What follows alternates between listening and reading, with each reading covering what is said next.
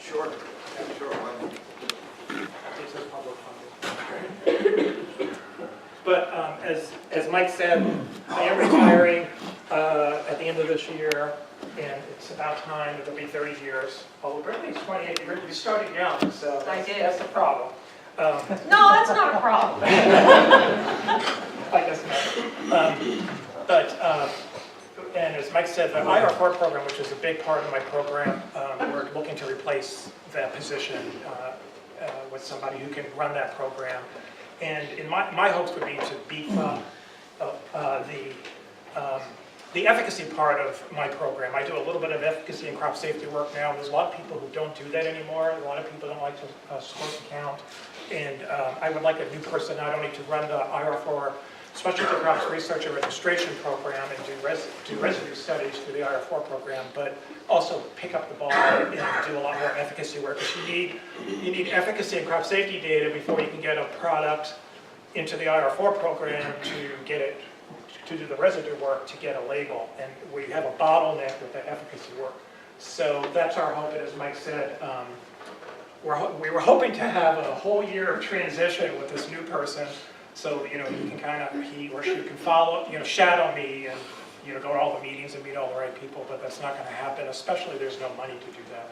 So, but the goal for me with retirement is to actually still work part-time in the berry industry. I really like what I do, but I just don't want to do so much of it. My wife is retired and I just feel like it's time. So I would like to still be involved. So the way I see the transition would be selfishly just working on the projects I want to work on, be around to transition with this new person. And the projects I want to work on are very simple. I really don't want to do the efficacy and crop safety work. I want that new person to pick it up. What I really like doing, that I feel like I'm effective, is working for the 3 berry industries, tracking your pesticide registration issues and your MRL issues. And so I'm talking to the commissioners of all the 3 berry commissions now, and that's what I would like to do in retirement, and still be involved and still see people, and just bring a lot of that 30 years of knowledge with me for however long the industry wants me to keep doing it, or I want to keep doing it. So that's how I see the transition. My program, the big part is the IR4 program, running residue trials, and I have 2 full-time employees who, up until 3 years ago, I was out there doing the sprays and collecting samples with them, but they do most of the field work now. That's a big chunk of my budget and a big chunk of my work, but I also do this efficacy and crop safety work. Chemical companies call me up and ask me to put out field trials. Another part of my work is doing pest management strategic plans for any industry, crop industry in the Northwest, and we have a PMSP for caneberries. We updated the blueberry one recently. We're just finishing up wine grapes in Oregon. We've done hazelnuts, etc. I don't know if that new person will do that. I don't think so, but that's what I do that I'll be giving up, of course, in the tracking. So that's how I see the transition. And talk to my boss if you want to know how that's really going to happen. But I plan to be around if there's funding for me to keep doing what I would like to do. So I thought you wanted to show the caneberry industry how, Bernie can probably put up bigger numbers than I can, how, we put in grants to the feds or to other people to bring research to Oregon to benefit the industry. Yeah, I apologize for not being clear. I mean, my basic goal is to have folks understand the relationship by how much money and resources you guys bring in that benefits them. Yeah, that's kind of hidden from our like I day-to-day said, operation. does a lot more bigger grants than I do. But I thought... Yeah, but your part is so critical that... Excuse me? No, I'm kidding. Wait, don't keep over. I owed you one. But I mean, you're right, it's in the background, and we could only ask for so much money from the commissions, and so we do go out to the feds, to other state agencies, other universities, and bring in money that benefits the industry. So I just made a list of what's happened in the last 12 months, or what will happen. So just so you know. And if your position is eliminated, if somebody can't be found to replace it, this is what we lose. Basically. Yeah, right. We wouldn't have this. Right, as Mike said, I've been pretty successful getting these grants. Yeah. And that's why we have to get the right person, and we want to get somebody But we want to get somebody soon enough that I can sort of, And also, it's a soft money position. yeah, that's what Which I'm worried about, it's not going to be as attractive to people, and it might be hard to fill. it's going to be interesting. Yeah, Can I just share a Yes. couple of words? I think what gets lost sometimes is the leveraging that we're talking about here. I think Joe's the best example of anyone I know. He's relatively unusual in our state system in that he, like I mentioned before, is totally grant funded and has been for many years. The university's happy to give somebody a business card with an OSU logo on it if they're willing to go out and raise their own money and support for their salary. I mean, I don't know another business. Do you guys have anybody in your businesses that are willing to work for you if they raise their own money and they're not on your payroll? Raise your hand, please. I don't know another place in the world this happens except at a university. And even at our university, there's relatively few. I can name you a couple others in agriculture, but Joe is unique. And what is incredibly impressive are the numbers that he can show on the board. That $250,000 to $350,000 a year.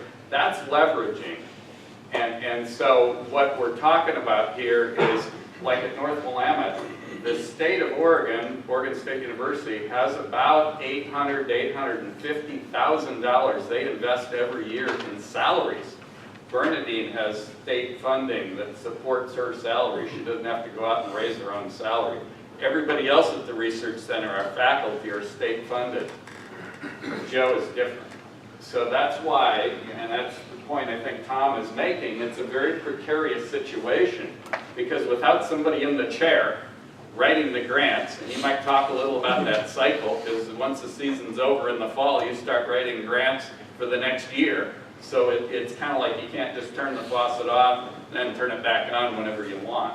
You're out always working 6 months to almost a year ahead of yourself. Yeah, so that's kind of a critical part of this. The other thing I would say is we really, I think, are at a position in the state, and I will say on behalf of Joe, he's nationally recognized for the work he does. He's considered to run probably one of the best IR4 programs in the United States. I was at the Blueberry conference a year ago, and they had somebody out from DC, one of the big administrators. He was telling 500 people in the audience that we had the best IR4 program in the United States, and it was because of this guy. So we're not looking at hiring somebody that needs training wheels, at least in my mind. We're looking for somebody that hopefully has a little experience and is able to jump on this and start running with it.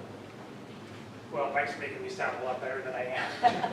But we need to find somebody who's foolish enough to fill this position and go out there. So if you know anybody like me. But I don't want to take any more time away from the other three people. I just wanted to show, that's what I thought I was supposed to do, show how we're handling federal or state money. So last year I conducted a herbicide trial, IR4. So this is all funding not from having to do with the residue program. This is just like the extra stuff that I kind of fit in. But it helped, I bring money in to help the industry. So this is just Hainberry. So we ran a trial in 2015 for a new new herbicide called Trevex, cefalfenicil. The company, we have the residue data actually, but the company wants more efficacy and more crop safety data. It's BASF, they're very picky about herbicides. And so they gave money to IR4, and then IR4 sent out feelers for who wanted to do the trial. So the money came from BASF through IR4 to me. And it's a pre-emerge herbicide, but it also has contact activity, and it actually is going to work well, I think, for cane burning. But they had us do it at a 4x rate. They really want to make sure we're not hurting the floricanes or the new carnivores. We did that in 2015. Other people around the country are doing it. I'll repeat it again in 2016. We should see a label, maybe in 2017. I have grants pending right now with one of my colleagues up at WSU, Bev Gerdeman, who's sort of taken over for Lionel Taniguchi, the entomologist up there, to look at pesticide degradation in the field for 11 different insecticide miticides that are registered in caneberries. And this is based on the work that the last 3 years that Lionel and Alan Schreiber, and Steve Midbow, and Rufus Isaacs in Michigan did for blueberries for 3 years. We developed these curves, which I'll be talking about later.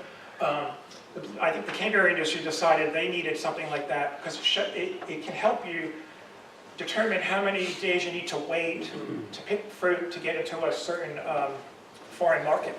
You know, if their MRL is lower than ours or different than ours. The blueberry people, like I said, I'll talk more about it, but the Washington Red Raspberry Commission already funded Bev to do insecticide work, and in that funding, and I know we have some Washington people here, there's money to come down to me and do in Oregon in raspberries and blackberries, so we have data from 2 states and 2 different kinds of caneberries.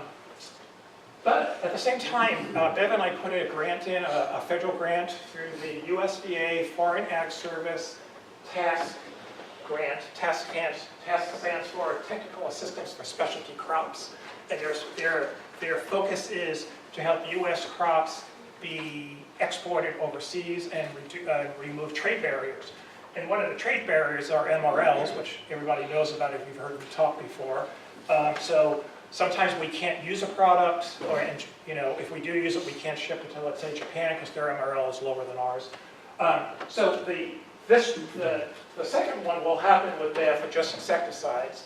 But Bev and I decided to just go for broke and ask for a bunch of money from TASS, since they have money, and include just about every insecticide or miticide that's registered for caneberries in Oregon and Washington, and also include 13 different fungicides. They only grant money every year, but we put a 3-year, we said we want to get it for 3 years so we can get data over time, and it's a $700,000 grant, and we think we might get it, because it's just right up their alley. And my goal was that if we get it, the Oregon Caneberry Commission is not funding this except how they fund me, so it's kind of in kind, but my idea is if we get the tax money, we can give the money back to the Washington Raspberry Commission and they can put it in another place. So hopefully we'll get this. It's a lot of work, but we want to do it. There's been a problem with phosphites, phosphorus acid. You use it, you know it as Alliette. When you do it for root rot control foliarly, it breaks down to phosphoric acid or phosphorus acid. Sometimes you just apply one of the generics, phosphite or phostrol, for root rot control, but also growers use it for fertilizer. All that phosphorus is ending up in the plant, and in the European Union, they are finding high residue levels of this phosphorus acid, or phosphonate as they call it. Last year they raised all MRLs to 75 parts per million, so there wouldn't be any trade barriers. It's back down to 2 parts per million. So the U.S. Hybrid Blueberry Council, that's blueberries, sorry. They're funding a project to do it in blueberries. They're putting up all the money. They put a task grant in, but if they don't get the task grant, they're still going to put up $120,000 to do a national study. I'll be doing one in Oregon to see what our phosphate levels are at 6 applications. But the caneberry industry, Harry Beerlink and the rest of us have worked on a task grant to try to get task money to do this for caneberries, the phosphite study. There was a Driscoll emptied out $50,000 to put towards it, so I don't know, if we don't get the task grant, I don't know what we'll do, but we're hoping to get this task grant to do the phosphite study just like we'll be doing in blueberries, which will be about $100,000 for the caneberries. And then just last year, again, a company comes to me, Bayer came to me and said, could you test our new fungicide, Lunar Tranquility, for botrytis control? And I did a trial for them. And actually, EPA just set a tolerance yesterday, and I talked to Bayer, we should be getting a label for Lunar Tranquility any day now. So that's the public funding. Thank you. I will see a lot of you this afternoon, but while I'm taking up all this time, I just wanted to mention just Friday, we got, based on a lot of this work, we just got a brand new label for Prowl H2O pre-emerge herbicide in caneberries and blueberries and strawberries. Oh, it's already registered in strawberries. So this is a new label that you'll be seeing if you want to use it. Here, I don't need to. gave it.